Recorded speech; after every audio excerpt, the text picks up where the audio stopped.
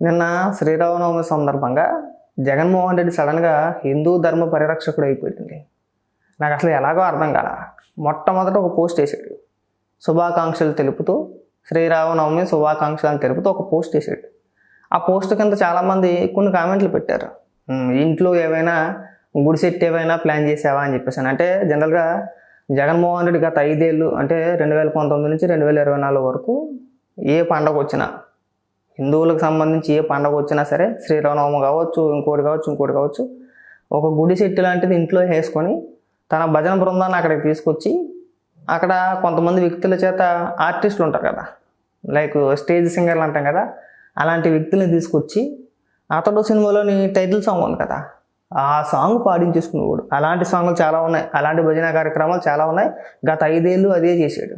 గుడికి వెళ్ళకుండా ఇంట్లోనే ఒక గుడి సెట్ వేసేసి నేను హిందూ ధర్మ ఇదిలాగా హిందూ ధర్మ పరిరక్షకుణ్ణి అని చెప్పే ప్రయత్నం చేశాడు.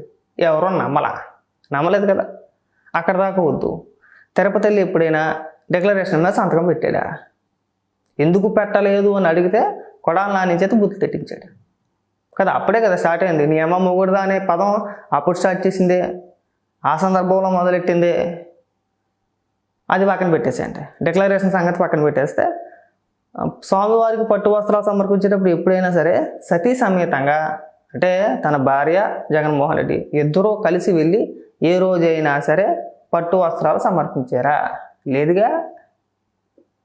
చేశారా? లేదు. జగన్మోహన్ రెడ్డి క్రిస్టియన్, తప్పులేదు, నేను కాదనట్లా. కానీ జగన్మోహన్ రెడ్డి అట్ట హిందూ ధర్మ పరిరక్షకుడు అంట. ఏ విధంగానంటే నాకు అర్థం కాల. ఆ కామెంట్లు చేశారని చెప్పేసి ఒక 10-15 పోస్టులు వేసాడండి. వైఎస్ఆర్సీపీ పార్టీ అఫీషియల్ పేజీలో నిన్నంతా కూడా అదే, ఒకటి కాదు, ఇగో హిందూ ధర్మ పరిరక్షకుడు జగన్మోహన్ రెడ్డి, ఇదిగో హిందూ ధర్మ పరిరక్షకుడు జగన్మోహన్ రెడ్డి.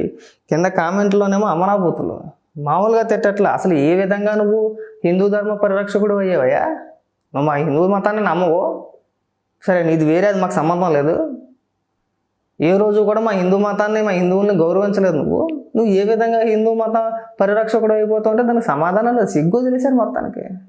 ఆ అడ్మిన్ ఎవరున్నాడో కానీ ముందు వాడికి చెప్పు, లేదంటే నీ టీం ఎవరున్నారో కానీ ఆ టీంకి చెప్పు. ఇలాంటి పండగలు వచ్చినప్పుడు, పబ్బాలు వచ్చినప్పుడు నేను హిందూ మత పరిరక్షకుడిని, నేను ఎంతో మేలు చేసేసాను, నువ్వు చేసిన మేలు మాకు తెలుసు అన్నా. నువ్వు 5 ఏళ్ళు పరిపాలించే రాష్ట్రాన్ని ఏం చేసావు అనేది మా కళ్ళతో మేము చూసాం.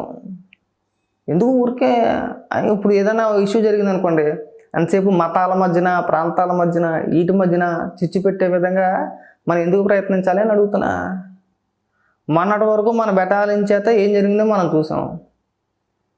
ప్రవీణ్ పగడాల ఇష్యూ, ఆయన యాక్సిడెంట్లో చనిపోతే లేదు హత్య అని చెప్పేసి కొంతమంది ఆర్టిస్టుల చేత చేపించేసాం, మతాల మధ్యన చిచ్చు పెట్టే విధంగా. సో ఒక రకమైన ఫీలింగ్ కలిగింది జనాల్లో. సో జగన్మోహన్ రెడ్డి చాలా దారుణంగా తన అనుచరుల చేత ఇలా ప్రచారం చేపిస్తున్నాడు అనే ఒక టాక్ వచ్చింది. ఇప్పుడు సడన్గా నిన్న ఎలాగా అవకాశం దొరికింది కాబట్టి హిందూ ధర్మ పరిరక్షకుడు. అసలు చెప్పడానికైనా ఉండాలి కదా అని అడుగుతున్నాం. మనకు కూడా ఏ రోజు ఎప్పుడైనా సరే కుటుంబ సమేతంగా గుడికి వెళ్ళేవా? కుటుంబ సమేతంగా ఎప్పుడు పోలా?